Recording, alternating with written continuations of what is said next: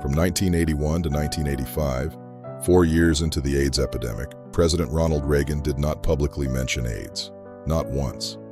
In those 4 years, the silence from the highest office in the land was deafening. In those 4 years, 12,000 Americans died. When finally asked about AIDS in 1985, Reagan's press secretary Larry Speakes laughed. The White House press corps laughed with him. They called it the gay plague. But that same year, something happened that made AIDS impossible to ignore. When a Hollywood legend became the face of a disease, America finally started to pay attention. Rock Hudson was American royalty, the handsome leading man who defined 1950s masculinity. He starred opposite Doris Day in romantic comedies and Elizabeth Taylor in Giant. He was every woman's dream. He was also gay, a secret carefully guarded in an era when it could destroy a career. In 1984, while filming Dynasty, Hudson began losing weight dramatically. He blamed it on a diet.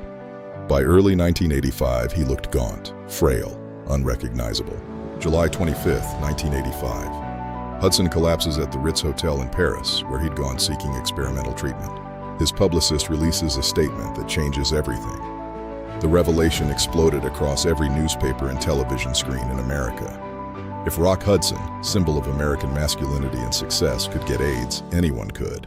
Overnight, AIDS transformed from a gay disease into a mainstream medical crisis. The media coverage was relentless. Questions about Hudson's sexuality, his relationships, how he contracted the virus. It was often invasive.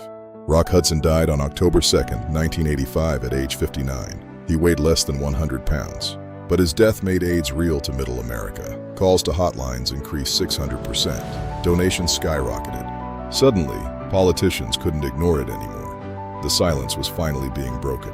Ryan White was 13 years old when he was diagnosed with AIDS in December 1984. Ryan was a hemophiliac. He required regular infusions of factor VIII, a clotting protein extracted from donated blood. Before HIV testing became mandatory in 1985, the nation's blood supply was contaminated.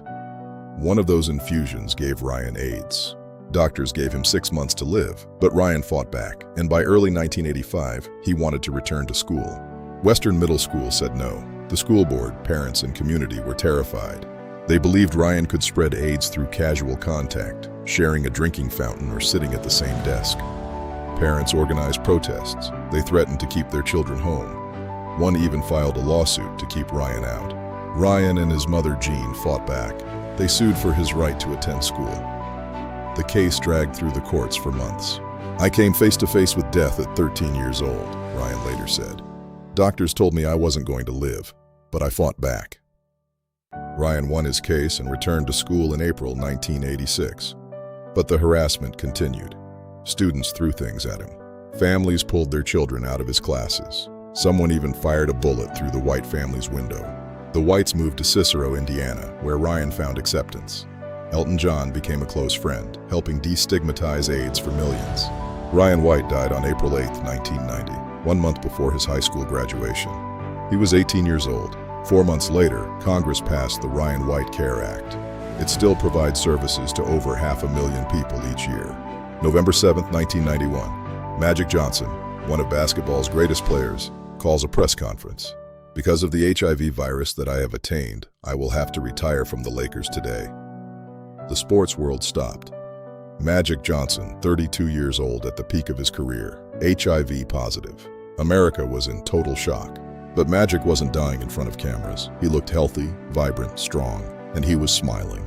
"I'm going to become a spokesman for the HIV virus. I want people to understand that safe sex is the way to go." Magic's announcement shattered every stereotype. He wasn't gay. He wasn't an IV drug user. He'd contracted HIV through heterosexual contact. Unlike others, Magic lived. He became living proof that HIV wasn't an automatic death sentence. He had access to the best emerging treatments. Magic launched a foundation, appeared in safe sex PSAs, and spoke candidly about prevention. He even returned to basketball. He played in the 1992 Olympics and later made an NBA comeback. He was thriving with the virus. Today, Magic is a billionaire businessman and a healthy 65-year-old, living proof that HIV can be a manageable chronic condition. In 1989, 21-year-old Kimberly Bergalis was diagnosed with AIDS. She had no known risk factors. She'd never had a blood transfusion, never used drugs. So how did she contract HIV? The answer sent shockwaves through medicine. The CDC investigation revealed that Kimberly's dentist, Dr. David Acer, had AIDS. 6 patients were eventually linked to his practice. All were HIV positive, with viral strains genetically matching his. It remains unclear exactly how the transmission occurred. Kimberly testified before Congress, calling for mandatory testing of healthcare workers. "I did nothing wrong," she told them, her voice weak. Kimberly Bergalis died on December 8, 1991, at age 23. She weighed just 64 pounds. Her case raised profound questions about disclosure and medical ethics that we are still grappling with today. Rock Hudson, Ryan White, Magic Johnson, Kimberly Bergalis. 4 very different people who forced America to confront AIDS. Their stories personalized an epidemic. They gave faces to the faceless, names to the nameless. But a new war was beginning. Activists were waging a war to force the government to act. Join us for episode 4. Visit unbedsidemanners.com for more stories.